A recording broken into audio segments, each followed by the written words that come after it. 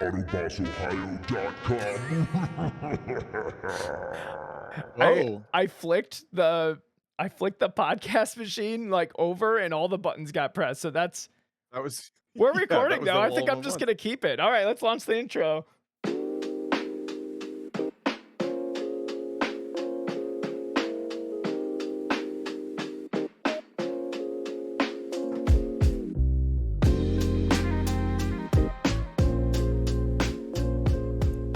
Hello, everyone, and welcome to the Lizard Brains podcast. I'm your host, DJ Allison Drini. I'm joined by my co-host, Tom O'Gorman. Tom, how are we doing today?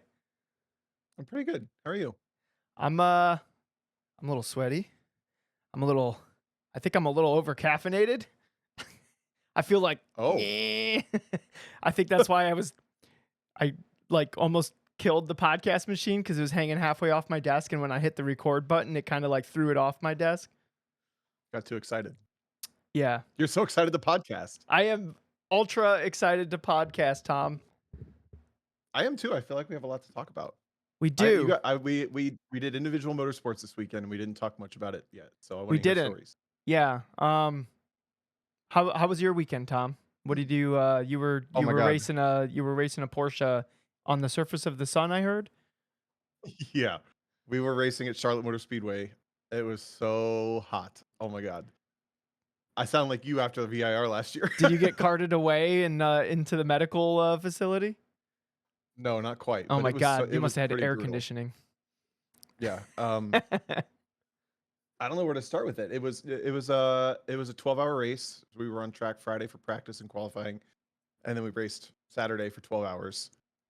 I meant to go look in the data and see exactly because the logger logs what temperature it is. I feel like that would be a decent measure for like what the cockpit temperature like in was the for car? the entire race. Yeah. Ooh. Oh, I wish I would have looked that up. Oh, I wish you would have looked that 'Cause up too. I wonder what the dude that the Miata I was in must have been 130 degrees at least. Yeah. I'll look it up and I'll figure it out for later. But it's great podcast material. Is Is information I pondering don't know off the top of my head. is Yeah. pondering potential temperatures when we have no idea. But I wrote down a bunch of stuff from the weekend because I don't know what it is. I've been thinking about events more in the lens of the podcast recently or something, or maybe it's just because I'm actually driving more instead of just coaching all the time like last year. But I wrote down a bunch of stuff because I got to drive a new track. It was really challenging conditions. It was a brand new car. I had teammates to drive with, and there was a 12-hour race, and like all this stuff was going on. I'm like, I got to write down all this stuff that's happened so I can tell the stories. So I But watched. before I Hold on, I watched Go the ahead. video of it. The layout that you drove was the layout that's in iRacing, right? I thought you were going to drive a different layout. I kind of expected to drive the new NASCAR layout, which has got a really tight hairpin in it instead of some sweepers. Yeah. But yeah, we drove the iRacing Charlotte road course layout that you're familiar with. Okay. How was it? Dude, it's awesome. Dude, that's one of my That track favorite is- tracks. Yeah, that track is probably the one that I was like, you know all these tracks from video games. Mm-hmm. I've known that layout forever. I've never been before. I was not prepared for how intense that track is to drive. From like it's bumpy, it's busy, but it feels really fast, and the corners are pretty long, but they all are like because they're bumpy and you're like kind of hustling the car and they're long duration, you're down in the seat for a long period of time. All the infield also has banking, and it like just like so if you're with me on the road course, you do the road course turn 1 into the infield. That's like that double left, and then you do the double right, and then you do the next double right.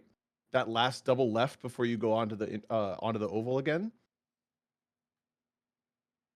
You basically just did 360 degrees of cornering on camber to the right, and now you're flicking the car back to the left.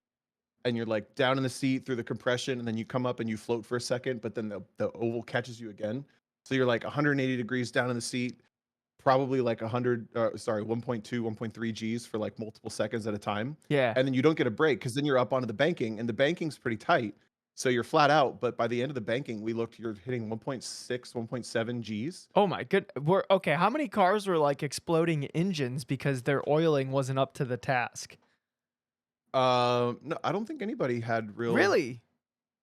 There was no catastrophic engine failures or anything, but there was a ton of attrition because it was really hot and it was 12-hour race, and it was like, I think the track is pretty hard on cars from my read, like just because of the bumpiness and the oval and everything. That's without the turtle curbs. Yeah, and we had no curbing out, so we could just kind of fling the car through the paint Yeah. on all the chicanes. And as long as we had one tire touching the painted surface or like the intended track surface, we were fine. But there was nothing but paint on the ground to tell us if we were fine or not. So we were just guessing. It felt kind of weird. How are they policing that? Poorly? They can see from the tower, and then they had cameras in the other banking Okay. or in the other chicane. How would they warn you? Was it like you could get like 5 and then you'd get a drive-through, or what was it? I couldn't tell what the number was, but they would warn us on the race control radio, like we were car 443, so car 443 track limits front chicane. And then after a certain number, you get a penalty of 1 lap. Incident Uh, points in iRacing. So literally for 12 hours, these race control people were calling track limits on us on these like completely vague chicanes. Yeah. Well, It- you don't have a it- good. They should almost put like rumbly, like because they unbolt the turtles, right? The turtle curbs. Yeah, It would be there's cool no if they. texture to the track at all. Yeah, it'd be cool if they put like other curbs there, so at least you have some kind of idea of the placement of the car as you're, because like you're flicking it in, like it's like on slip angle, like through a chicane, right? Like so, like the Mhm. placement of the car, you know vaguely where it is, but then also like the more you can flirt with that track limit, like the faster you're gonna be going. So it's in your best interest to flirt with it. I kind of want to tell more stories without Before you get dominating it, there? but well, yes, but there is a story about we were already way off the competition part of basically the weekend. We had a brand new car with a lot of small problems, nothing catastrophic, but we were in and out of the pit lane and garage like quite a lot. It was like a Throughout the testing race. tune, basically. Then. So early on, it turned into a testing tune. Yeah. So the second time I drove, or I guess the first time I drove, it was the second stint. I thought I'll just like test these track limits and see how serious they actually are. Well, they weren't really monitoring the race control as closely because we weren't in the hunt for the race. So I guess I was getting a bunch of warnings and didn't know about it. So I finally got a 1 lap penalty for track limits, and that's when they told me. Oh no. I was like, oh, I would have pulled it back a little sooner if, but it didn't matter that much. Oh, right, because you guys were already laps down, anyways. Yeah. Yeah. But overall, like, highly recommend it. Like, I know you want to get there, but in Yeah. general, for listeners who haven't been to Charlotte Motor Speedway, I will say it feels pretty high consequence because it's bare concrete walls, and because it's so bumpy, it feels like you don't have a lot of margin for error. It's not like we saw more crashes than normal or anything, so it might be one of those like you think it's more dangerous, but it's not. But I know at track night when I was working for SCCA, they used to have incidents in turn 1 at Charlotte Motor Speedway road course all the time. And I can see how, because that corner comes up so fast, and it's just like you can get into the fun of going down the straightaway for a second, or like taking a mental break because the track is so busy, and then all of a sudden you're in turn 1 and you're like, oh shit, I gotta like flick this thing through into the bumpy pavement. And Yeah. Where's it like- bumpy? everywhere. The whole track just feels bumpy. Honestly, the oval is bad. It's like you would think of it as like a nice motor speedway. It's It's rowdy. kind of rough. And then all the transition from turn 1 into the infield, all of that, like you're changing surfaces multiple times, and it's bouncy and bumpy, and then you're going from like kind of on and off camber a couple times into the on camber. I don't know, from the tracks I know in iRacing, this is what I was gonna say. I felt least prepared by iRacing for this track Really? and how physical and intense it was. Yeah. Okay. Well, what can you narrow down specifically? Like what iRacing didn't prepare you for? Was it literally just the physicality of it? The physicality, yeah. With how little break you feel like you get on that track. Okay. So It reminds me more like Lime Rock almost, but if Lime Rock was like bumpy and more track. like on camber and stuff. You know how once you get in the rhythm at Lime Rock, you don't really get a break. Yeah. Yeah. I've never done a 2-hour stint at Lime Rock though. So Lime Rock, your neck gets tired from turning right only. Charlotte was just like the physical bumpiness of it yeah. gets crazy. Do you think it was affecting your focus at all, or you think you were fine? Well, I have thoughts about that, Okay. but again, I'm commandeering the whole update of the weekend. I don't wanna Okay. do that. How was I'm a passenger. Yeah. No, I have more. We'll get back to them. How was your weekend autocrossing? Professionally autocrossing. So I think Daddy-O basically beat me as bad as you beat me, which makes me think that I think there's like some low-hanging fruit that we didn't know about on Peter's car. Because so I got fourth this weekend out of the like it's like the who's who of D Street was going to be there. Um, Yeah. so I You're got in Cleveland again. I got fourth. At one point, I was in second. Yeah, in Cleveland again. At one point, I was in second, and then I coned away third. But like, what's the difference between third and fourth? It doesn't really matter. But uh, we had to like put extra front sway bar in the car so Peter's inside wheel didn't spin, like we talked about last week. But on this particular course, the extra front sway bar was really hindering like our ability to like bend the car around like key cones. And so it was delaying throttle, and I could just like how you just feel the time like that you're losing because like you can't get on throttle, or like you're waiting on the car and you just feel time like draining. Yeah. Yeah. That's how it felt in a lot of different places on the course. And then other places it felt fine because we had the extra front bar we could put power down. But watching Daddy-O's car, Ken Roller's car, Alex Peel's car, who's not in a BRZ, he's in a GR86, right? And there's like subtle differences between them. They all had such an easier time putting down power than Peter and I, and they were running less front bar. So I basically just started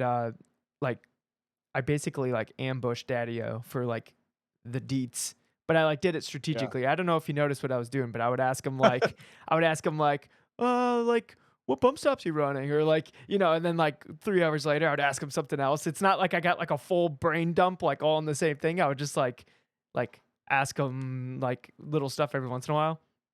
So Sure. basically what's happening is now Peter Schnorr is going to spend a bunch of money.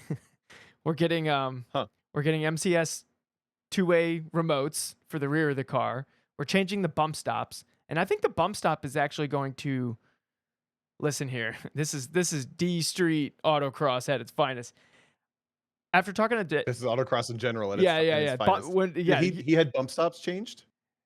We have bump stops changed on the car right now. We have soft ones in the front and stiff ones in the rear, which I think is why we're having so much inside wheel spin when nobody else is, because we have soft bump stops on the front, so it's compressing more, so the car can get at like more of like a crossed angle, and then so the droop of the inside rear tire isn't enough unless we crank a bunch of front bar into it, and then that tire actually like stays on the ground. But if we just had the bump stop to support the outside front side of the car, then that inside rear wheel would be a little bit better at like engaging the diff, so the diff would actually like lock and allow us to put down power coming out of corners. So those guys are all on different aftermarket bump stops than you, or they're still on factory bump stops? Different aftermarket bump stops.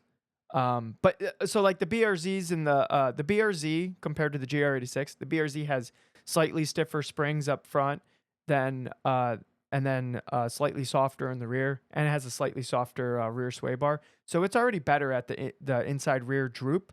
So they don't have to. They can run way less sway bar, and they can run different bump stops in the front than I think that we'll have to end up running. Even though it's only like a 15-pound difference on the spring, apparently it makes a big difference. So that sounds crazy. Yeah. Okay. So that's solidified the twin I'm gonna get. I'm gonna get a BRZ eventually. Once I figure out how to do that, but eventually I'll have a BRZ.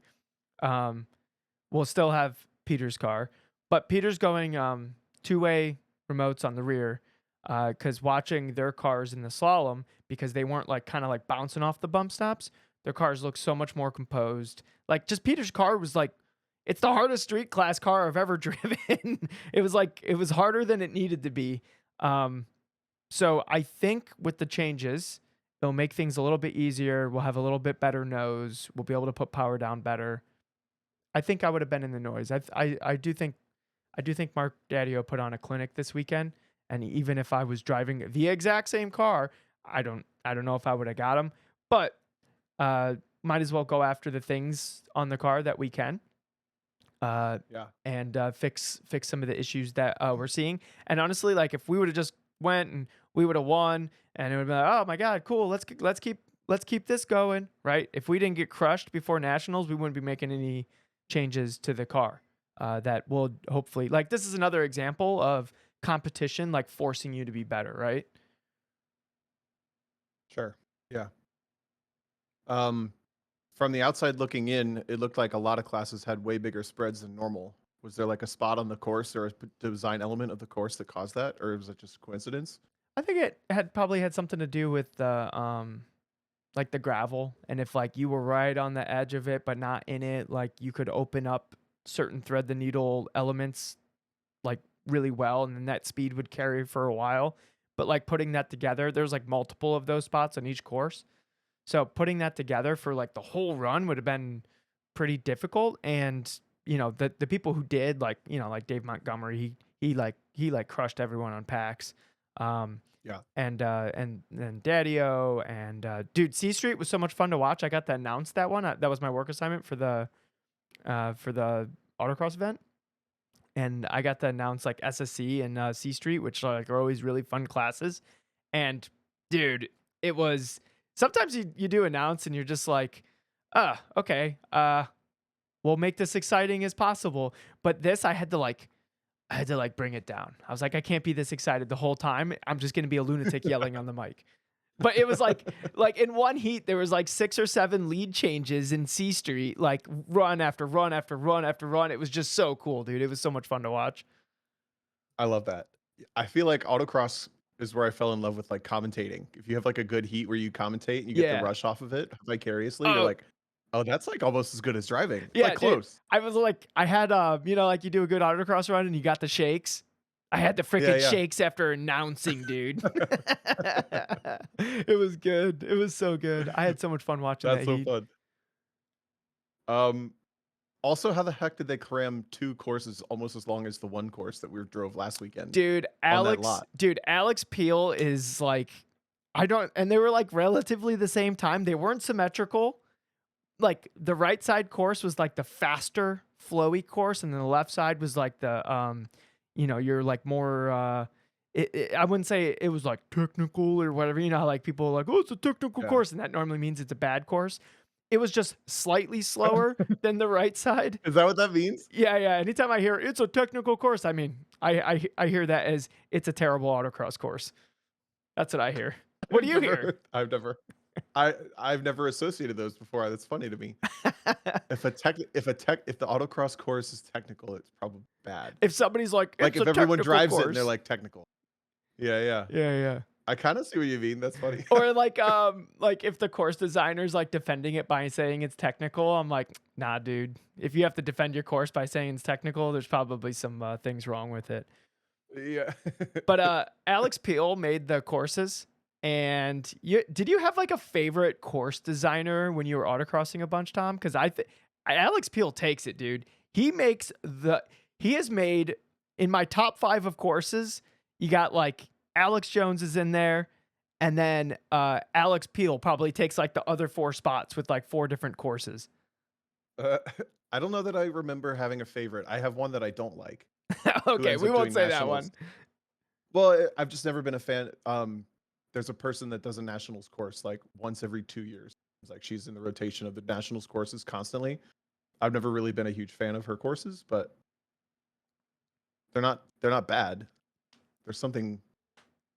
Is it? I'm trying to remember who. Is there- I mean, I is there really enjoy something- Sam's courses. Oh yeah, I like Sam. Okay, you know what? We're gonna throw Sam in one of the. I don't know which one it was, but like probably, I think he did a Bristol course one year, and that one was really, good.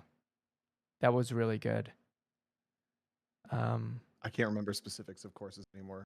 Wish I could. Yeah, I just know that like, if Alex Peel's making the course, we're gonna have a good time. Like that's basically like, ooh, like I'll go to, like I wasn't gonna go to my local region's event until I heard, because like normally the courses are like it's like gate. It's like a tunnel of cones, like or at least it has been in the past. It's gotten way better. But I honestly think it's because Alex Like Peel one was lap kind of this teaching year? him. Yeah, like one lap. I wasn't gonna throw him completely under the bus, but yeah, like one lap this year, Tom. Jesus, who made that course, God. dude? You know who made that course? Somebody who doesn't autocross. Like that's what that course Oh, was. for sure. Yeah. That was the track manager and the guy that normally runs control going, they need an autocross course. Here, guarantee it. I'd put money on it. Okay, yeah, I was gonna say, do you know that for sure? But yeah, I would bet my money on that. That's how that happened. Yeah. but I remember last year we got like the IX convention center, and it's like 5 minutes from my house, and I literally wasn't gonna go to the local because I'm like, I'm gonna go to there's like some other event that was like 2 hours away, and then I heard that Alex Peel was making the course, and I'm like, okay, gotta go. And that course, and we weren't even using the big lot at that point, but that course, it was kind of a smaller area, but like Alex Peel just like did his magic, and there was like changing conditions, and some corners were on camber and off camber, and just like Alex made it rain. changing surfaces. Sorry. Oh, okay. Alex made it rain. But anyways, yeah, all right. I could talk forever about Alex Peel courses. But guys, if you ever get the chance to drive an Alex Peel autocross course, like you have to make the trip. Yeah. That's fun. Okay, so you guys are changing the car for the next event or set up like physical changes on the car. Yeah, I That was don't your think takeaway weekend? the next time we're driving is not this upcoming weekend, but the next one. I don't think Peter will have all the stuff by then, so it'll be the one after that, whatever event that is. We might. I haven't asked him yet, and I'm asking on the podcast now. But we might ask Alex Peel and Paulo to drive their cars because their cars are basically set up the way Peter's is going to be set up.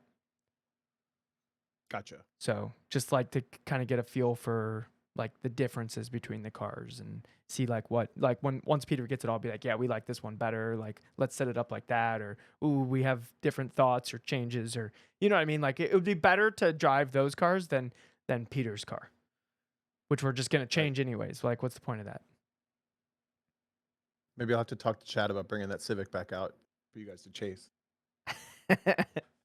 All the way You to guys can test it Pittsburgh. soon with a benchmark. You should go. I think Ito's gonna come hang out at my house, and we're gonna go to Pittsburgh together. It's a 2-day event. It's a Saturday Sunday. It's I think it's like the 14th or 15th or hold on, let me click up a 13, calendar. 14? I think I should be at Yeah, pit race 13, already 14. that day, but I'm working something else. Oh, okay. Well, Probably. We'll see. okay. That PCA event I told you about. Oh yeah. Yeah, that's a pit race. Okay. Well, there is potential that a champ car race might break out, but I'm not sure exactly what's happening with that. So we'll see. Oh, true. Good point. Yeah. No, I heard no go on that one. I heard. Oh, you heard? Did you hear from the Um, person? I did, yeah. Oh, okay. All right. I had somebody call me at Hawk. I'm on the phone at work, and they're like, "Oh, you should drive Nelson's," and I'm like, "This is not a phone call I've ever had, like literally on the work phone before." That counts as work. Yeah. It did. Well, If I they're was calling like, you at your desk with an offer for a drive. yeah. I was like, I Hell don't yeah. know. I'm gonna move you over to my personal phone because for whatever reason this feels a little slimy. I don't know why it does. Sure. So, all right, Tom, Uh, let's hear more about Charlotte. Is that all from Cleveland? You didn't save anything good, the best for last? I mean, all right, I have a story about what Alex Peel keeps in his pocket. Oh God, okay. Look, I thought This could be anything, guys. dude, I thought this was at the table on the restaurant that we went to. It was this hot sauce, and there's varying metrics of what this hot sauce was, and it was either 300,000 Scoville or 1.2 million Scoville. I'm gonna lean and say that it was the 1.2 million Scoville because I tried some of it, and Tom, oh my goodness, like, all right, I thought. I've never tried like the super intense, like enthusiast hot sauce. Do you know what I mean by enthusiast hot sauce? Yes, like, yes. like it shouldn't exist, but for some reason it does, right? Like no sane human like actually puts this on anything. No. So I thought it was part of the table, and then Alex like we were memeing, and I was like, oh, Peter, try it because Peter likes hot stuff, and Peter just like we had these like tortilla chips, and he like put a dab of it on the tortilla chip, and he's about to take a bite of it, and Alex is like, whoa, no, guys, you need to mix it in something, and like Peter stops. He's like, how hot is this? So he takes a fork and he just like dips one of the prongs in it. You can't even see the hot sauce on the prong of the fork. He puts it in his mouth. He has a reaction. I think he's fucking with me. Okay. So I take a fork and I dip it in there, but you can actually see it like a little globlet on the edge of the thing. And I'm like, okay, how hot could this be? And I like set it on my tongue and like licked it off the fork. The exact spot that droplet, the tiniest droplet of hot sauce was on my tongue, it felt like a laser shot through my tongue. Like it was the most pinpoint intense pain I've ever felt on my tongue ever. And I was like, oh geez, so now I'm having the same reaction as Peter, right? But I went to the water. I went to water, drank it, but now it's not just in a pinpoint. Now it's all over my mouth. It was just a pinpoint of this hot sauce, Tom. So now it's all in my mouth. I feel it like going under my teeth, like into my gums. So I'm like feeling it like take over my jaw. Oh my God. Just a pinpoint of this hot sauce. And he travels around with this for fun? It's just in his pocket. And it was like 3/4 gone. So like he's eaten a lot of it. Maybe he just puts it on other people's stuff. Maybe. Dude, we should have Alex on and do like a Hot Ones, Lizard Brain Hot Ones. Oh, we should. Oh, that sounds fun. I've always wanted to try that show, even though I'm the giantest baby when it comes to hot, spicy stuff. Oh my God, we should do it. We could do it. I could turn this room into like a little bit of a studio. We'll have 2 different cameras. I'll be able to manipulate the cameras on the fly. I'll figure out how to do that with like the podcast board because I can set MIDI buttons on it. We could totally do it. It could be so legit, and we could do it live. We could do it. Doing it live. I feel like I'd have to tap out on like number 2. No, you're not allowed to tap out. You just have to keep going, Tom. That's part of the thing. God. You can't tap. You can't tap idea. out. What? That would be the lamest video ever. Oh, we're like 5 minutes in, and Tom goes like, "Yeah, this ain't it, Chief," and then taps out. Because then I get to watch you. Watch you suffer. We'll suffer together. Alex will be like the host.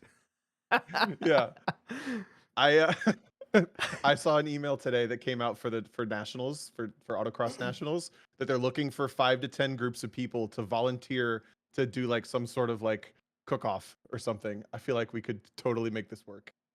With hot sauce? What do we get? Okay, I don't know. only if the or rest just the of hot sauce sampling. Yeah, only if the hot ones. only if the rest of D Street comes over to eat whatever we make. Yeah, you don't want to drive the next day. No, thank you.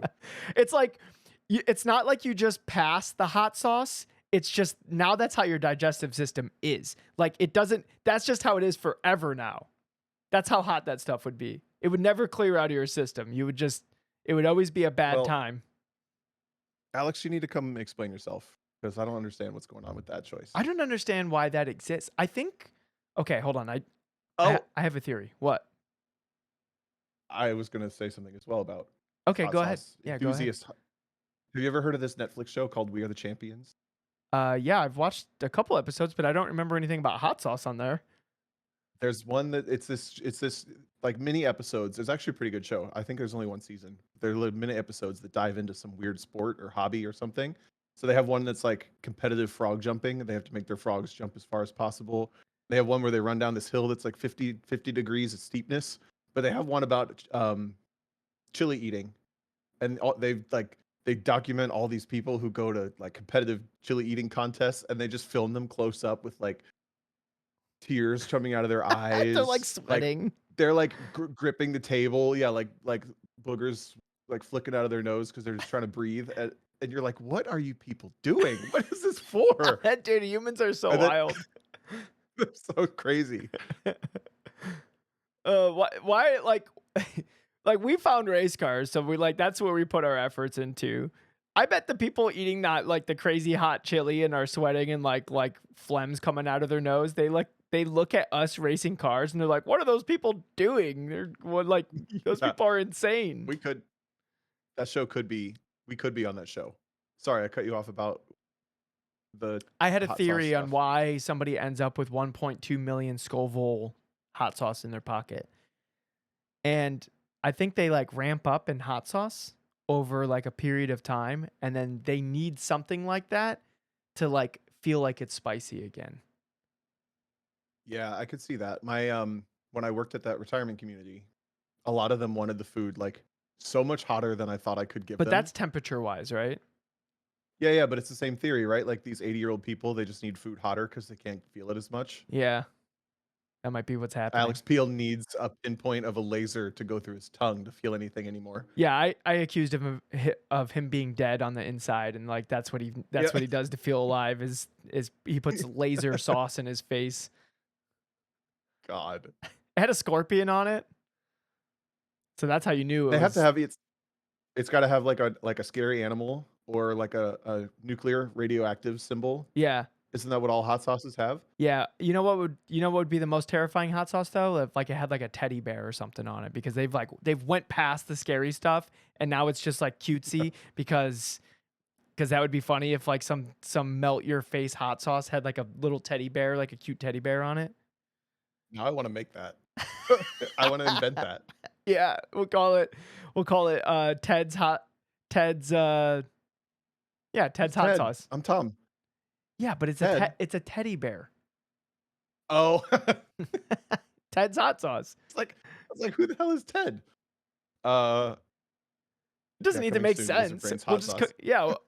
Oh, dude. All right.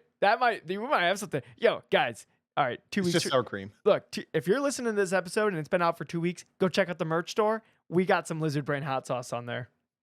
Yeah. If we don't, just get a t-shirt instead. Yeah. And there will probably be free shipping as well. So check out the merch shop. Okay, so Charlotte. Oh, something just reminded me of Charlotte this weekend. I mean, you were at I lost Charlotte it. this weekend. I was, but it was some joke about the hotness. I forget. Oh, okay. So like I said, it was the test day was Friday, and it was already it was like so uncomfortably hot that I was like, this is the first time in like 5 years I've been a little nervous about driving in these conditions, like just physically being capable of being in the car for a full stint. I was a little nervous because I knew it was so hot. And I don't know, was the Cayman during one lap hot? Your street car? Did it get hot in there? I mean, it wasn't really that hot during one lap, so I don't. You never noticed like by the third lap, you're like, man, it's kind of warm in the I'd car. be sweaty when I like jumped out of the car, but I figured it's probably either like street car too short of a stint, and then like you're in your full stuff. yeah, I'm in the full. I mean, I get sweaty sitting in the sim rig in my air conditioned house, so I don't know if me being sweaty is a Fair. good metric of if it's hot in the car or not. I've noticed driving other Caymans. I've noticed driving Makaya's GLTC Cayman Yeah. a couple of times, and then this Cayman this weekend. I think Caymans are just really hot because they're like the engine's right here, Oh, and I when didn't you think take about all that. the interior and stuff out, like I think they're just hot. So anyway, all that to say, I was already like trying to plan for being hydrated and being like, I have my electrolyte drinks, which by the way, a huge shout out to our listener Adam, who saw me post like I had some electrolyte drink stuff that you get from the store. And he's like, you need this. I'm a competitive cyclist. I always use this. Like, What is it? I want to send you some. So it's like like an electrolyte powder that you add to water that he sent me a package of. What's to, the like, try. brand of So I it? will definitely be reporting it back. I think it's like Oh my I'll goodness. shout it out after it works Yeah, for me. we could be shouting it out so hard. Like people listening to this right now are like, I need to know what the brand is, Tom. Yeah. Well, honestly, so I always use this stuff to like hit after a stint because it's in theory you're like replenishing the like stuff that you're sweating out, not just the water. You're losing water, but you can't just you're not losing just water. I'm multitasking and rambling, trying to find his message. Chip Manuel says it's Hydrate Tua. It's definitely not that. You just spit in the drink. Yeah, it's actually reverse. You don't actually drink it, you just spit it. EFS, energy and hydration mix. EFS. Looks like this. that's not gonna Man, work, that is did it? not show up at all. Do you want to just post it in the chat? Oh, no. I'll try to. You can send it to me on No. it's literally not showing up. You can send it to me on No. Messenger and I'll throw it in the chat. I'll have to look it up later. But Okay. anyway, so all that to say, I was extra aware and like a little nervous. Even VIR last year, I was like, no big deal. But after the test day in this car, a couple laps, I was like, "Ooh, this would be tough. I mean, it's like basically the same car you normally drive, though. Is the Boxster Yeah, like but for more some reason, enclosed? Like, does the Boxster not get as hot? Boxster's just slower. Like it's just not that hard of a car to drive. Oh, okay, okay, gotcha. This car's probably like it's probably a good 7 or 8 seconds a lap faster. So mixed with like the conditions and mixed with the stint or like the track and like how bumpy and physical everything was. Okay, so I'm like I gotta find ways to like take stress off my body because I realized the banking is so intense. I came up with this system where I could drive the car with as little effort as possible on the banking to actually take a break instead of be holding the steering wheel. Did you just let And the like, the steering wheel like hold your head, or that not well, the I had to steering like wheel, the figure out where my whole containment? body. Yeah, yeah. Yeah, yeah. So I let my right shoulder fall in, and then like I'm turning this way a little bit right. So I figured I could like wedge my leg right here on the bottom of the steering wheel and like wedge it there so that I could put my hand out the window, and then I Like would have scoop no in some tension air. on this. Yeah, this was like a safety hand, just in case my knee slipped. I But want to this see the one's not doing video. anything. My body's falling in here, and then my hands out the window the whole time on the banking because it was so hot. We didn't have any sort of like blower in the car or anything. So I drove the entire banking like this every single lap And that was working with, for you? and it was great. Yeah, and I never felt like, dude, you literally could have like driven the banking, but and like your hands would have been tired and you would have never had a break because it was enough. Like I said, we're doing like 1.6, 1.7 Gs Yeah. by the end of the So banking on both you at just like like 125 miles an hour. right, so you just wedged your body into the corner of the seat where it was gonna want to go anyways, like preemptively, and then you just sat there like relaxed as like the car's all loaded up. Yep. I was like, how would Dale do this? He would do this. How How would Dale would do Dale? What would Dale do? That's literally what came up during this race. But it definitely gave me a new appreciation for the oval stuff because I've only driven ovals. I only driven Daytona on an oval. Daytona's you're driving literally straight. You almost counter steer on the banking because it's so big. But this was Yeah. small. Like I could see it was pretty intense. So They I was they race for practicing like driving with. hours, Yeah, they're like, aren't they in there like for like 3 hours or like 3 or more? 4 hours. Crazy. That's kind of crazy. I don't aspire to that. Do you? Would you do if you got a call for like an ARCA race at Charlotte Motor Speedway? Would you do it? I'd do it. I don't think I would do it. It would be like a crazy experience.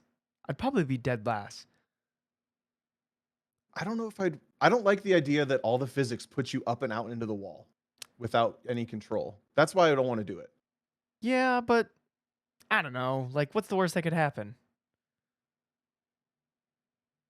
I mean, you could you could die from I hitting a mean, concrete wall. yeah, but like I'm gonna die eventually anyways. Like it's fine. Yeah, it would be fun. I don't know. I've always every time I'm on an oval like that, I'm like, those guys are nuts.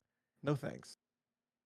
I've been dabbling in iRacing with some like oval races like here and there just because I'm like, there's this whole other discipline of racing that I know nothing about. And there's part of me that's like wondering if I can kind of get like somewhat proficient at this, like, will there be things that I learn from this that like will carry over to road racing? I don't know if there is or if there Maybe. isn't because I don't know enough about the oval stuff. Sure. But if I get like, Um, if I get over like the Dunning-Kruger curve of oval racing and like start getting on like the slope of enlightenment, maybe there'll be some takeaways from oval to like road course stuff. sometimes to turn left, you got to turn right. I went karting yesterday with my coworkers. I'm trying to Oh, get yeah? I'm trying Okay. to get like the people in the office to do things that are more fun. So like we've been playing Mario Kart like during lunch, and we got a new engineer for Hawk. So I was like, oh, I need to like ruin this. He's relatively young. He's like 23 or 24. And I was like, oh, we need to ruin this person's life with like motorsport stuff because right now he like sim races on like a Assetto Corsa Competizione, but he's never like driven anything like in real life. So I'm like, all right, cool. Like we're gonna get him to the kart place, and then eventually I'm gonna get him to go do like an autocross event. Like we're gonna like thoroughly ruin this person's life in the best way, right? Because we already did that with Right. the intern. The intern like sold everything and like got a sim rig, and he's been like autocrossing and like yeah. So like we've already done it once. Like there's like a rubric, like a The template of blueprint to this. yeah. There's like a Yeah. it's already in like an established like template of life ruining. So yeah. So I'm just like okay, cool. Like we'll have a better engineer at Hawk if I thoroughly ruin this this young man's life. Uh, so that's it's part of the plan. Get him go karting, like hang out with everyone, stuff like that. So uh, we're actually gonna go karting like every 2 weeks. But anyways, I had this cart that would only turn left. It would turn like too good to the left, where it would like lift up the inside rear. Felt like I was driving a GR86, and I to remedy that like rental go kart stuff, I like leaned way back and to the left, so there was a little extra weight on that tire specifically.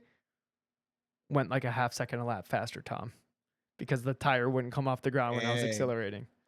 But I was exhausted because I'm like contorting my body in this stupid cart. Like I had to like undo the belts. I must have looked like a freaking lunatic, like driving around, like hanging out of the cart. That's how that. Do you remember when I went to Germany for that karting competition? Is that how it was? Where you had to like make up for like the cart's deficiencies in like weird ways? Yeah, for some reason those karts they wanted your body forced into like the outer tire. So you would drive like once I figured it out, the bodies of the people didn't look that different, but once you saw it, you're like, oh yeah, they're like really lean back. And you're basically like throwing your outer shoulder into the outside tire to like push your body weight out that way. Yeah. Yeah, and you had to do it or you were slow. Yeah, the outer would probably be these easier. carts. I had to do the inner. Yeah, that sounds like miserable. I was so beat after. In like a shopping cart with the one wheel that's like spinning this Yeah, way. yeah, that's basically yep. Just on a caster.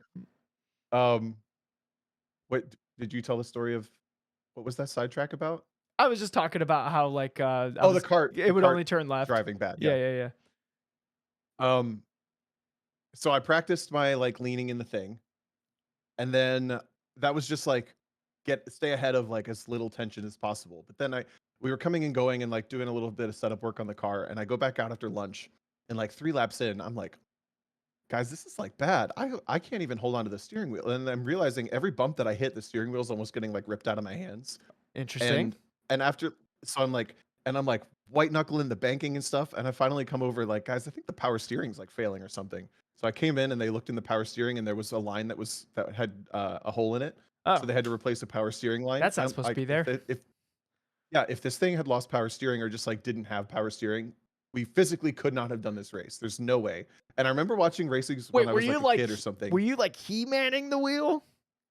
Yeah, it was bad. And I'm thinking like, do you remember ever watching a race or something and you're hearing like, oh, and we're hearing from this driver they lost their power steering, and you're like, okay, baby, come on, come Dude, on. no, no, no, no. I When a remember power watching like steering- IMSA races or something. Dude, when a power steering rack, it's worse than if it was just a manual rack. It's like 10 times is. worse. Yeah. So with the first time ever, I was the one that was like, guys, I need my power steering. But it was pretty bad. So we do the whole test day and everything, and the test day is like qualifying, and it's just there's only like 35 cars. It was I don't know why it was a very small event. So we go into the drivers meeting. This is funny storytelling at this point, but we go into the drivers meeting, and the whole front row is this team that runs. They have a Mercedes GT4 that they've put like aftermarket and GT3 parts on and stuff, and the cars are like always the fastest, basically. And they have one that they race, and they have a practice one too. So they both run the practice day. WRL is nuts. But Dude, then the that's other car wild. just sits there. So the whole front row is this team in their uniforms all lined up. And the guy doing the driver's meeting, the race director guy, who's like kind of a good old boy, comes up and just gives us some wisdom and says, have a good race. He goes, I normally don't do this. I don't like giving people specific shout outs. But the team in the front row was perfect today on our track limits. Everybody else was trying too hard, and all of you are coming off the banking, and you're coming in too hot. So you have to turn in early to make the corner, and you're chopping off the track limits. And these drivers up here in these cars in this front row, they didn't cheat in. They just turned in late, and they got a better run up the front straight than everybody else in this room, and they never broke the track limits all day. And you could tell that it's like he was real. These guys up here, great. Yeah. Lap 2, car 1 3 track limits, front chicane. They got a warning literally lap 2. I was on the radio already. It was so funny. You're like laughing with that, all the other crew guys and like the rest of the team. Right. It was funny. It's like the commentator's curse, but from the Oh, race director himself. absolutely. I was gonna be like, those people had to do a drive-through at some point. Yeah. Oh, that's funny. It was the same team. Do you remember the car that got crashed on purpose by Kyle Busch at Coda last year? We talked about it. Yeah. Was That they were Mercedes. wait, was that the team that Kyle Busch was driving with or the team that got crashed? Kyle Busch crashed into this team Okay, gotcha. for that incident. There wasn't really that much fallout from that, was there? They just banned Kyle Busch, and I think that whole team sold their cars and stuff and like moved on. Yeah. Because one of them was there this weekend under new ownership. It's like a tube frame road course chassis stock car. That's kind of cool. Yeah, they look cool. They sounded awesome, and they were using these insane looking. Did you ever drive on these Cooper 200 treadwear tires? Yes, I did at Mid Ohio school. They're like Oh, you're right. Falcon. They're bad. They're like Falcon like 615s basically. Remember Yeah, the tires on that those. SSC used to be on? I think it's literally the same compound. Is it? Yeah, I'm pretty Huh. sure. I might be talking completely out of my ass here, but like I'm pretty sure it's That's what we do in these parts. I mean, what's the point of having a podcast if you're not just gonna like spew like worthless garbage now and then? So I'm pretty sure You know what I heard? I might not be a credible source, but I heard it's the 615K compound on that specific 200 treadwear Cooper tire. Yep. They wear like iron though, so like that's cool. I guess. I don't like that argument for what makes a tire good. It doesn't wear out. Well, I mean that is the selling point. Anyway. Tom's Okay, so that was Tom the literally can't turn off his lizard. Like Tom's like, wait, if it's not setting the fastest lap times, then that tire sucks. well, it's more like why would you want to drive a bad tire as its main selling point being it just doesn't wear out? Cost? I guess. Like but you just like, want to do oh, laps and you don't care what the time is, but you don't want it to cost a bunch? Am I crazy here? But not a WRL race. Oh. Well, You're talking like a college kid with a Miata that likes to go to track days. yeah. Not a WRL race. No, okay, WRL. Yeah, that doesn't make any sense because you've already spent so much money to be there. Like, You have what a stock car. what are you You have a saving stock car money and a for? stacker. What are you doing? Yeah. And a stacker. Okay, so like I kind of already said, like this was probably the hardest conditions I've been in a while, but it was also probably one of the hardest cars I've driven in a while. At the end of the day, like when we were finally just kind of like plugging away laps, it had kind of a moving target of like what it was doing, which ended up being really cool in a roundabout way for Ryan, because Ryan Power was back driving with us. And his main goal with doing endurance races is to like expose himself to scenarios that he's uncomfortable with, new cars, lots of wheel to wheel, multi-class, like all this stuff Yeah. that he felt like he wasn't getting doing NASA club racing with his own single car. So honestly, the last time I drove a car that was that difficult on a racetrack was probably the day that I wrecked my S2000. And I remember not thinking of that day as like a high risk day. That was just like, I need to go make this car work. And then I crashed. And I remember all of our talking about like, what did I do wrong that day? I didn't wreck because I was driving poorly. I wrecked because I wasn't listening to the car telling me that it did not want to do what I was having it do. And this car was telling me a lot of the same things.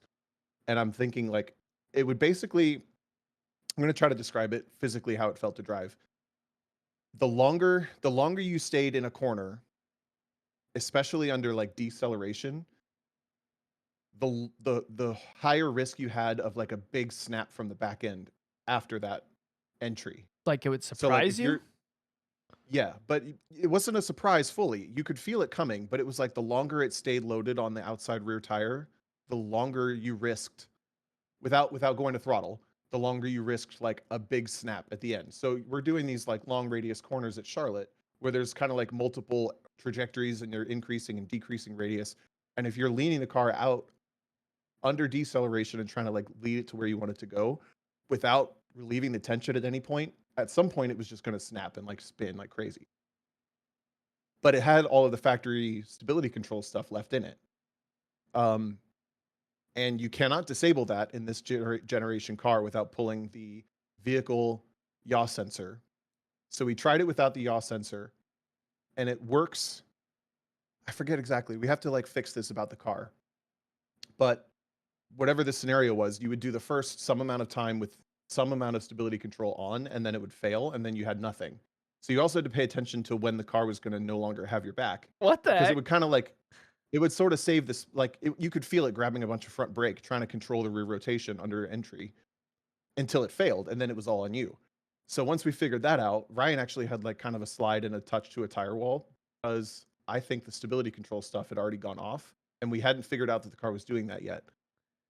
And the car was kind of like, it was pretty hard to drive without, like I sent you a video, I can maybe post it a little later. It would just kind of like the back end would just step out on you, and you had to be prepared for it. But if you drove it long enough to figure out like, oh, it's just because I'm leaning on it that long. Like we basically drove to the tension building before the car was going to spin itself. Did that make sense? Yeah. Okay. Was your tire wear like heavily to the outside of the tire?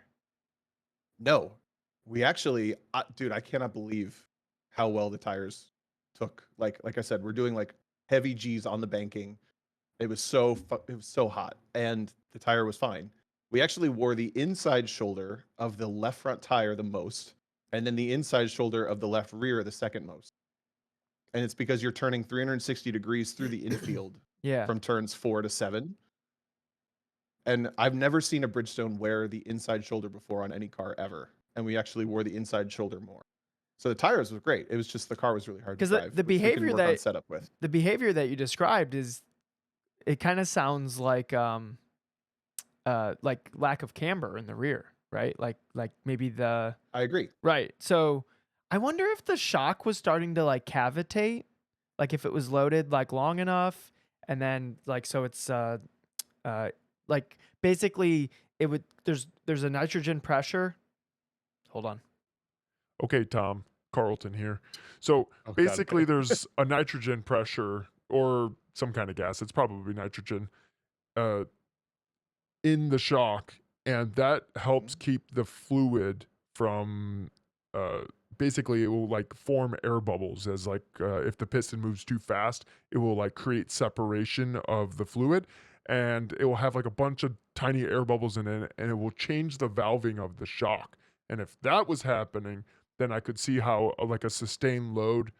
But normally that takes a little while for it to dissipate. So, I'm not sure, Tom. You're gonna have to check back with the podcast and see what they find. Okay, sure. Yeah, you're gonna have to let I us know. know. I mean, I've driven good ones of these cars, so I know we can make it good, and I know that this one just needs some setup work. Like And it wasn't bad, to be honest. Kevin's car did that when I drove it at Lime Rock. Like as the race would go on, the rear shocks would do less and less and less, and I'm pretty sure it's because they were cavitating. Maybe. So, but I know we were also on extremely soft rear spring rates for the car, so I think it might have just been hitting the natural bump stop or travel of the. but the extra the energy of the shock. bump stop could have been introducing that like aeration of the Yeah. something to check out. Yep. We got to figure that out. But then because I kind of mentioned we had an electrical issue that was causing an ABS fault that we had to come through the pit lane a bunch for and figure out. And it ended up being it only happened during code 35s. After driving for a period at 35 miles per hour, no matter what gear we did, the ABS would fault, which is weird. That So is we really thought it was weird. maybe voltage related or something. So every time we had a code 35, we would have to come in through the pit lane after to get our ABS back. But it took us like 7 tries to figure out exactly how to get it so that it stayed off. And it was basically some combination of don't turn the car off, but then clear the codes, but then restart the car with the key only, not the master switch. Like we had to figure all that out, right? So we'd been through the pit lane 7-8 times within the first hour. And Ryan's going for a while, and after it had probably been like a 45-minute green flag run after going through the pit lane a couple times dealing with this, and it had been green flag for a while, and he came in after his little mistake, and he was like, guys, I can't do anymore. Like so it was probably an hour and 10 into the race, and he's like, I just need a break, it's too hot. So I get ready and I get in and I go out and I have to deal with there's that, but then also my power steering randomly failed once. I think it just overheated and we had to go let it cool off. We had Dude, race cars a are so hard. There's so many little things to like figure out in this car for it to be yeah, competitive. but or just run. Like none of these are bad, but they're just like little things to fix because it was brand new. We had the O2 sensor crack itself out of the header that they had to weld back in place. We had an accessory belt shred, so the car almost overheated, but Ryan shut it down really fast. Dude, Ryan reacted to the overheating car with the accessory belt coming off the engine in less than 300 feet. I looked on data. Like that. He responded so quick. I was like, Dang. damn, I think I would have probably taken longer to realize. Well, was there like a noise I or don't know. anything telling him, or did he see the gauge, or what did he say? the the the gauge the warnings were set up incorrectly. So we had already been ignoring them. So he didn't notice when it went Nice. to actually the problem, Yeah. but he reacted to it basically like dumped all the water out of it and started smoking. And he went from on throttle to off throttle and pulling off track within like 300 feet. That's pretty good. Wow, That's very good. Tom, it sounds like Good you heads had up. it sounds like you had a hell of a weekend, dude. Or at Right. least So there's all these things happening. at least that car did. And and again, like small things, but it's like some of the most challenging conditions. And we agreed like this is basically worst case scenario going like the best case possible way. Because like there's with just three of us doing this race, Eric wasn't feeling super hot, so he didn't want to drive very much. So it was going to be me and Ryan primarily. Ryan couldn't do full stint lengths because it was so hot. I did one full stint and I was pretty rough at the end of it. So I was like, man, if we just had to keep doing this all day long, I don't think it would have been very fun, And to be then honest, or and then the very car was good. giving you like wants to die vibes. So the fact that the car was like having these small problems was giving us an organic break every once in a while. And then at some point we just like, this is a test and tune at this point. So the car was perfectly running and we were just sitting looking at data so that Ryan could go back out and like try some things. Yeah. Nice. But because it was such a challenging like circumstances of all this stuff going on, I really think it was a good learning experience for Ryan, even though it was a bad race, because there was all this stuff to manage and deal with and all this stuff to like I truly believe you can't understand what it's like to be over hot in a race car until it happens to you once, and then you do everything in your power to make sure it never happens again. Because So you this can't was the first time that happened you to him. can't cool down. No, Yeah. no, and you can't prep for it quickly. Like it takes like a couple days of prep to be in a good condition to drive a car like that. I think. Like it takes the right kind of food for the day before and the right kind of like hydration for a couple days and all this. What's the food? Like carb heavy? I always go carb heavy for dinner the night before, yeah. So not And then Taco like Bell? the right kind of food, like you get out of the car. I tried to eat a pickle right after I got out of the car. I took like a big swig of pickle juice because I felt my hand cramping, Yeah. and I took a bite of the pickle. I thought I was gonna puke, so I had to like hold off and just like wait. Yeah. Wow. So I think it was a good learning weekend for Ryan, and I think it's one of those weekends that when you're doing this motorsports stuff and you look back 5 or 6 or 7 years, you're gonna like, I think we're all gonna have memories of that day in a positive light. That's like I learned something from that day, and I know I'm better for it because of whether it's the way I treat my body before I get in that kind of car, or the way I drove that kind of car, or the way I managed dealing with gauges and the car braking and coming in and off track or something. Because literally, if Ryan hadn't been paying attention, we could have just blown the motor because there Yeah. was no new warning telling him it was overheating or anything. Right. And then you asked me about my focus. I probably drove the most of all three of us, but I probably didn't drive more than like 3.5 hours of the race tops. I don't think we drove more than like 7 Okay, hours so of yeah, a 12-hour race. Right. You guys had wow, you guys had a ton of issues if like it was basically only you and Ryan driving and then you only drove like 4-ish hours. Yeah, a lot of it was either waiting to get like Eric had to go drive and get the accessory belt, which hang on, I'll get there. I'm good. My storytelling's disjointed today, but remembered. Okay. See? I forget where I Tom was going. crossed his fingers. Eric had to go get parts a couple times, and then like I said, towards the end, we're like, this is just a test and tune. So the race was running and the car was sitting, and we're looking at data because we had other stuff to do. Or the last time Ryan was done, he was like, I don't need to drive anymore. I think it was like 7:15 at night. So the race still had almost 3 hours left. And I was like, well, I could just go do laps, but at this point, we're so far out. Like, I'm not going to accomplish anything unless we keep doing setup changes. The crew guys are exhausted from fixing the car a bunch of small times. Ryan doesn't want to drive anymore. So like the last 3 hours, the car sat for like a half of it for no reason. We were just like, well, we're done. Yeah. Eric and I both kind of wanted to do nighttime laps, and that's about it. So then we went back out in the night, and then we parked it. Did they turn all the But I was lights on? working on my focus. Did they turn all the lights Yes. on? That's cool. Yeah. Except there's some dead spots in the infield. There's a couple of really dark spots out there. Really? Okay. So it wasn't perfect. Yeah, like coming especially, I don't expect anybody to know the corners, but after you do the little back straight in the infield, Yep. and then you do that decreasing right hander. Is it It's like fast and then slow. Is it the wall right at like apex? Is that dead? Right after when you like kind of go over that crest and turn back to the left, all of that was like almost pitch black. That's kind of how it is in iRacing too. That's kind of crazy that they got that, like the lighting correct in it. That's wild. That's actually crazy. Yeah. I mean, it makes sense, but it is cool. Yeah, that is cool. They modeled all the lights in the exact same spot. Yeah. So I was working on my focus because I could feel myself being not on the combination of like knowing that we weren't in the race to do a good result, and the track conditions and the car condition and everything. Like I felt myself having a hard time focusing. And I was trying to pay attention to like what happens when I lose my focus. And the first thing I noticed is my eyes started to fail.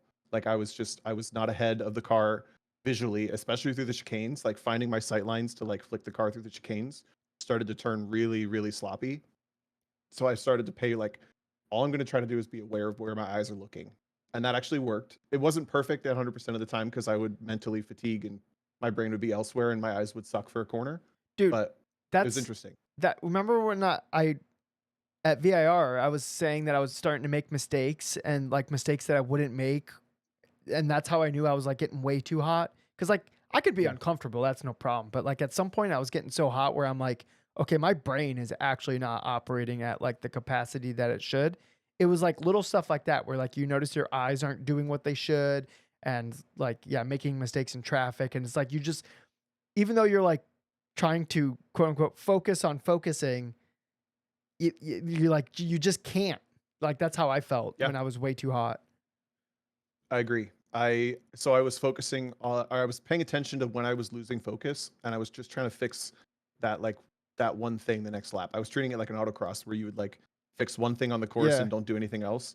So I would like mess up my entry to the final chicane, and because I was like looking somewhere I shouldn't have been looking, I didn't find my sight line through it, and then I would botch the entry, and I would kind of get some like either stability control would grab the car, or I would get like a clunky late to throttle run. Yeah. It's like next lap, I need to find my sight line through that chicane.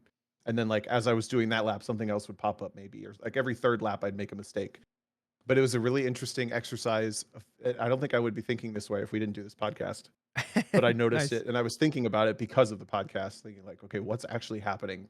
Like, and I think it literally was just basically my eyes. And there was nothing else that like really stood out to me as like I'm sucking at this or that or the other, other than when I'm hot and tired and not focused, my eyes fall and they get distracted with other things. Like I would maybe they get slow. I don't think they get bad. I think they just get slow. Yeah, but like, Because I'd be like, I'm looking in my mirror a little later than I should be. or like I'm- your eyes stay on things longer than they would.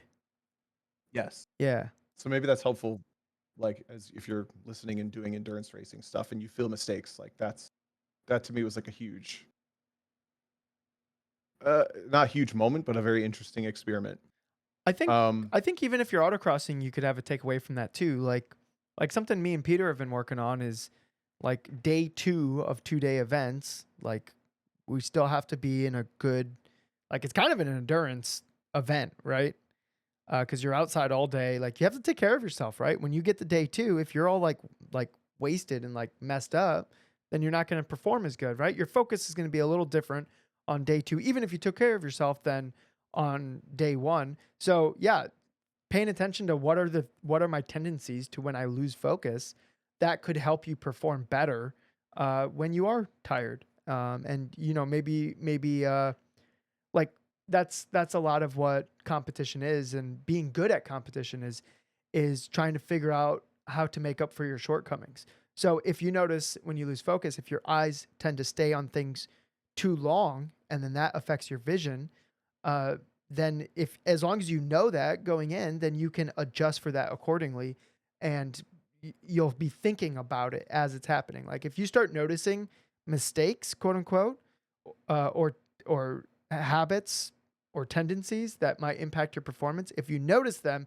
then you're way more likely to adjust for them. But Yep. if you don't notice them, then you're just going to be like basically like a passenger to whatever that tendency is. Yep. I agree. So that was the most of it. I mean, like I said, we kind of settled into knowing that this was more of a test and tune. We enjoyed driving the car, but we couldn't go for too long. And then instead of finishing the race, we parked it. I think there was like 40 minutes left in the race, and we were like, we're all done. Cool. Let's pack We've up. accomplished everything. So we had the truck loaded and like leaving when the race finished instead of within an hour of the race finishing instead of being there till 1 a.m. Did you It felt really weird. All of us looking at each other like, "Are you done?" Yeah, I guess I'm done. Are you done? Yeah, I guess I'm done. And, like the That's race kinda isn't like over. that's kind of like when that Car's Miata, perfectly fine. dude, Yeah. when that Miata broke at like as it was getting dark, because me and Zach Rubin, we were at the hotel. We were ready to like sleep for a couple hours and then go back and drive in the middle of the night. And when we found out that car that like tried to kill both of us with the heat was dead, we were kind of like, okay, Yeah. cool. Yeah. But also this feels bad. I should be like, no, we need to get that car back on the track. But maybe Yep. maybe we don't go back on the racetrack. Yeah, it's a Yep. weird feeling, definitely. I know exactly where you're at, because you're like the inner racer in me says like we need to be driving, but also I don't know, I'm kind of cool. So I have a question for you. What's that? Do you think you would have recognized that car telling you that it's not going to be happy if it wasn't for the lesson learned with the S2000? I don't think I would have been as aware of it. No. I think I would have been a little bit aware of. I would have been equally aware of the way the car was driving. I don't think I would have been aware of the potential consequences, Yeah. where I was aware of it this entire time. And that's where like I talk about on the podcast with Ito, how sometimes I think I'm a little bit of a slower driver because I've had a crash. Yeah.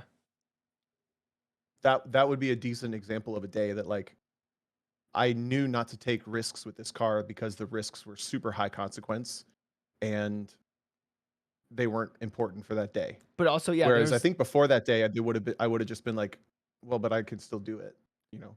yeah, and you probably could have, right? There's like a 98% chance that you drive that thing as fast as you can make laps the whole day and nothing happens, but that 2% is forever in your brain. But also there was you have to take calculated risk, right? Like Yeah. the That's what day I'm was a saying. waste My risks are more anyways. calculated now. Yes. Yeah. I'm posting a little link in the live chat to a couple laps from the car, so the live listener can at least see what I was driving. I don't know if it's even going to pop up because I haven't watched. Meaning the way the car drove, I don't know if it's going to look like it on camera because I haven't really watched it. But why not? It looks a little unruly. Um, Do you wanna answer some questions? Because I'm coaching in 16 minutes. So yeah, let's do it. yeah, okay. We had an email. Do you wanna get the email while I do a no mic question? Yep. Oh, actually, the email was really long. We'll read that one next week. I forgot how long the email was. We got some good questions in the Discord this week. Go for it. Don't forget the intro. Oh yeah, I did the intro like literally right when the podcast started. Don't you remember that? When I hit all the buttons. Oh yeah, forgot about that. Emails. All right. We're gonna start at the top. Sorry for people who have submitted things a while ago. Okay, we got Spicy Cat Racing. I really wish these were just people's names. But Spicy Cat Racing on Discord says, given some of us haven't autocross, but instead started with HPDE and progressed into TT, time trial or wheel to wheel, what skills would you say are learned in autocross that take longer to sort out on track? how do you recommend learning them on a racetrack? Ooh, I think I know right away. Well, there's like two major things that I can think of. What's one of the things that you're thinking of? Um, I mean, the main thing that I think genuinely makes a driver incredibly fast forever is learning. Um, I don't know which one's more important. I don't want to take both of them. I think weight management. I think weight management and the way the vehicle moves weight around to all four tires is, and to a point, it's just car control, Yeah. is absolutely necessary for autocross. And I think you can kind of get away with learning to drive on a racetrack because it's so rhythmic and fixed of where you're going and how many different styles of corners you need to know and like whatever. You don't have to learn to manipulate the weight if you just go to lapping days and drive on the line every single lap and just learn the rhythm and the marks and all that. So autocross creates this, like every time I'm going around the outside of somebody in a wheel to wheel race, I'm autocrossing because it's just a corner I've never seen before, but I know where the weight of the car needs to be and I know how to change exactly what needs to happen to make it Yeah. work. And you still know generally where the car's gonna end up, right?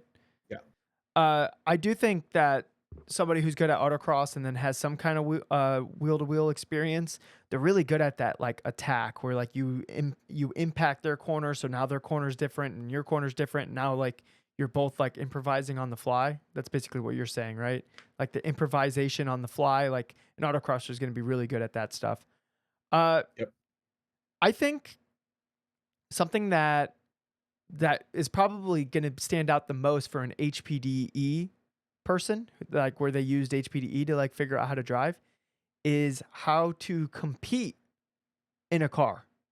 Like what is competition in a car? I think the learning curve to do that on a racetrack would be much, much, much, much harder than if you were competing in an autocross because autocross is inherently a competition.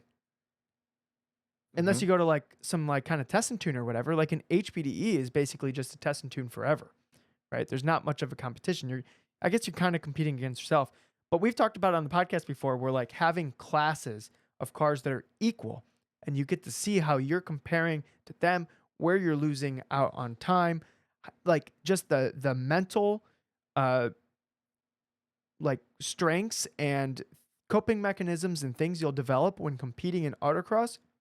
You're never going to get that in HPDE, and and the amount of events that you can do in a time trial is going to make that learning curve take so much longer to learn how to compete in a car than if you're doing if you're super into autocross, you probably found an event every single weekend. So every weekend you're competing in a car, and I think the competition, like actual competing, is going to be the harder thing to learn in a car than I think most of the other things. I like that answer a lot. I wouldn't have thought of that. I was thinking practical driving techniques, but I think you're totally right because you're also not put in a high pressure situation every time you go into a time trial Correct. or even a wheel to wheel. The closest to that I could see as being like every single time is the podium sprint or the top 10 shootout. Like when you get in the car, now it counts. Yeah. But every other scenario, you choose how intense it gets to be when, or there's no immediate pressure because it's just another session. Right. So you don't know Um, how your body's going to react to that. You don't know how you're going to react to that. You don't have experience to fall back on when you're like, ooh, okay. Like for example, Peter Schnorr, when he gets nervous, he always tells himself like, this is what my body feels like when it's time to perform. Like he just tells himself that. I So like like that. he has built, and that might work for other people. Like you find the thing that's going to work for you because not everyone's the same. Everyone's completely different, right? So being in a high pressure competition setting more often means that you're more likely to find that coping mechanism, and you're gonna have more reps to build in whatever that coping mechanism is. And then I think the third most obvious one, if you wanna go back to you, do you know the third obvious one? Vision. Vision. Uh, I was going to say vision. that's the fourth obvious one. Oh shoot. Okay, well I'm gonna say it anyway. I think autocross because there's no fixed reference points ever. You go on a racetrack, you have a break point, you have a turn in point you can pick, you have a curb that you apex, you have a track out point. all of it's like very, very rigid. And And if there's not a predictable. point, that corner is usually the hardest corner, right? Yeah. Autocross doesn't have any reference points ever, so it builds naturally good visual tendencies to find exits on corners to look where you want to end up because you have to, or else you probably aren't very good at autocross. Okay, and then that was the fourth one. It's the third one, but whatever. Damn it. I think the other obvious one is learning a new track. And the That's the skill same thing. well the skills that come in with that too, like the troubleshooting of like cuz when you're autocrossing you only get like the 3 laps. You know, the local you might get some more, but you only get the 3 laps. So you have to troubleshoot where am I losing time on this course that you've never seen before, right? Yeah. So the troubleshooting of finding time, having autocross experience will make you better at that. And so Spicy Cat Racing asked, how do you recommend learning those on a racetrack?